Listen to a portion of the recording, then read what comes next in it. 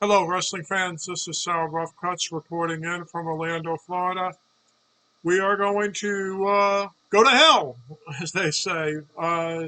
Sunday evening is the annual Hell in the Cell pay-per-view.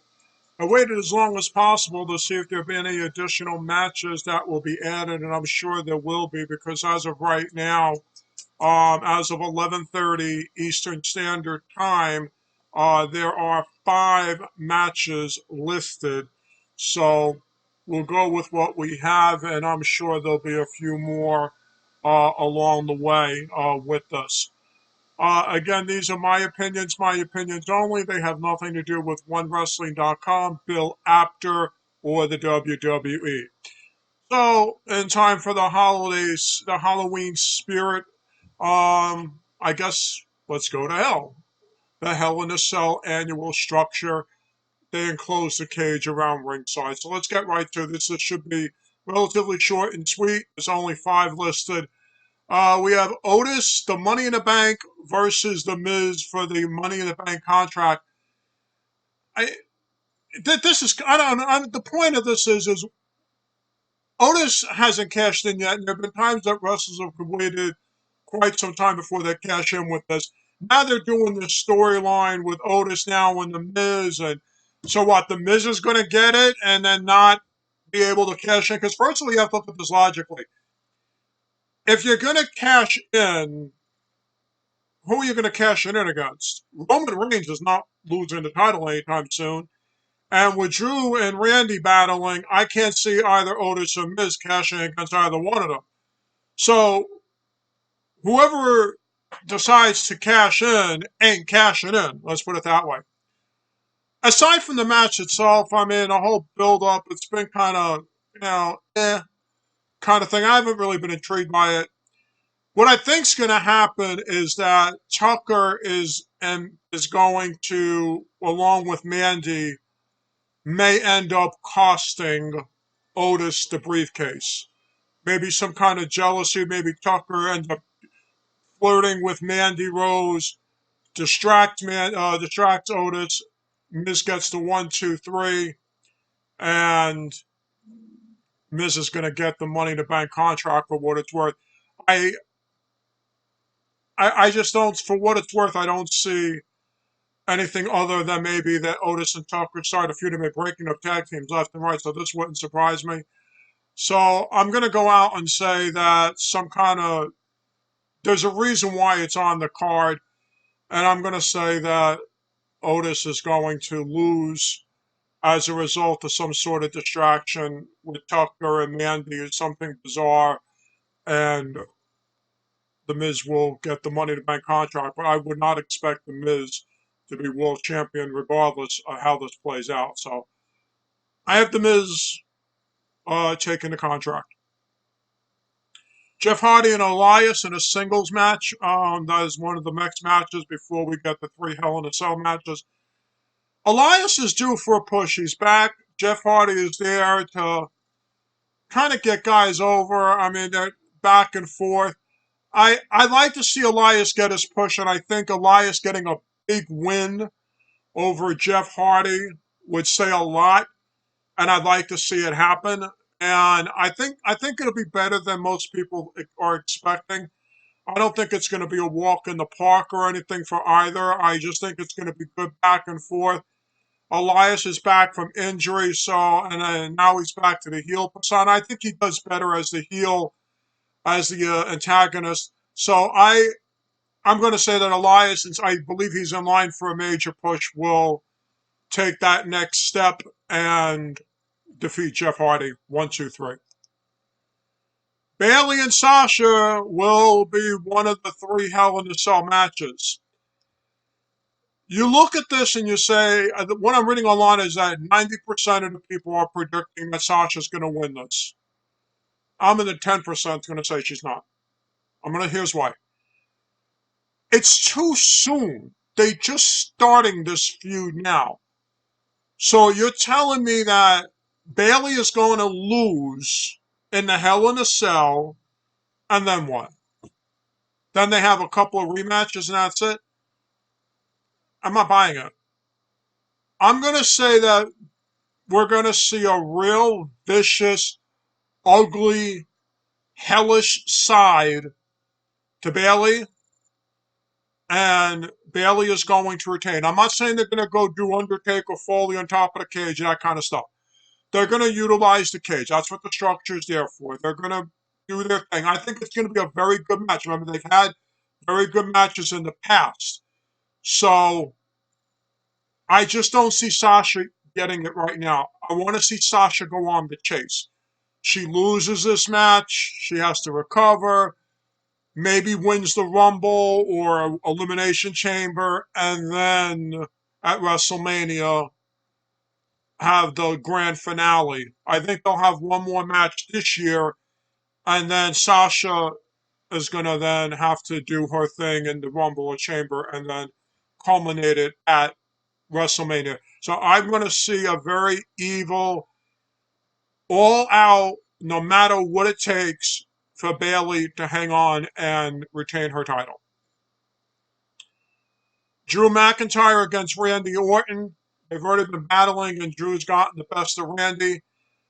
I'm going to still say that Randy's going to find a way to win this. I've been saying it all along, and that's because I still believe that Edge is coming back.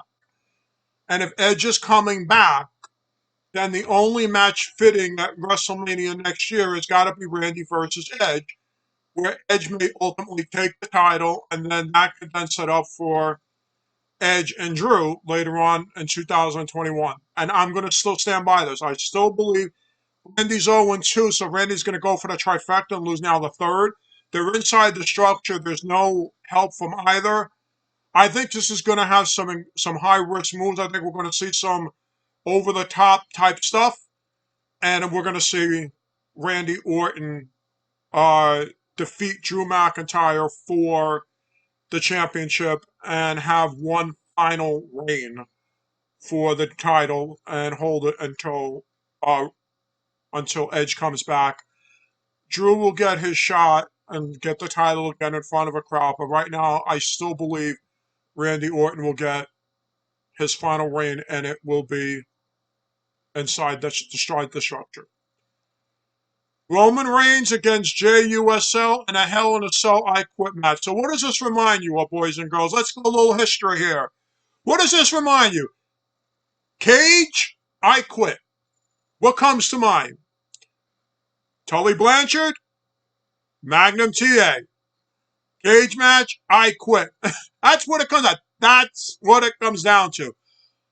The only difference is that Magnum TA got Tully to allegedly say I quit, and Magnum got the title. It don't happen here. Roman Reigns not losing under any circumstances. Jey Uso will turn around and will not only say I quit, but will have to say he's the tribal chief or what have you. So that's where I'm going with this. I'm going with it's going to be back and forth. They've actually put on a good show for it. But Roman's just going to hit a bunch of spears. He may actually hit one through the top of the cage. I think these two will go to the top of the structure and then throw him down. Then Roman will come down and continue to spear him. Jay's going to say, I quit. And that'll be all she wrote. Is it going to be a classic? Probably not. It'll be brutal. It'll be what Roman Reigns is. Come in, conquer, destroy, leave, and be acknowledged. Where do we go from here? That's the whole question on this. Where do we go from here with the structure? We still have Halloween Havoc coming up, Survivor Series, a few more shows before the end of the year. Where's this going to go with this? Where are we going? We still don't know how many additional matches, so that's number one. I'm sure we'll get a few more. Where are we going? I still think that we're going to see Roman and Bray at some point, maybe. Well, Bray's actually on Raw, so Bray and maybe Randy Orton will battle, but I don't think Randy's losing to Bray or whoever's champion on Raw. I think this is going to be for Edge. But it'll be interesting to see. Maybe Bray makes an appearance with Alexa during that match or something and the lights go out. Who knows?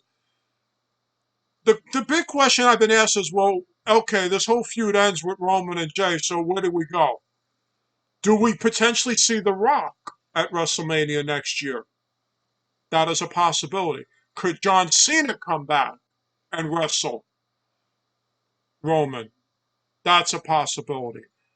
I think we're going to have to wait until the next couple months on what we're going to see on both brands of where we're going with this. Right now, Roman is just basically doing what he needs to do.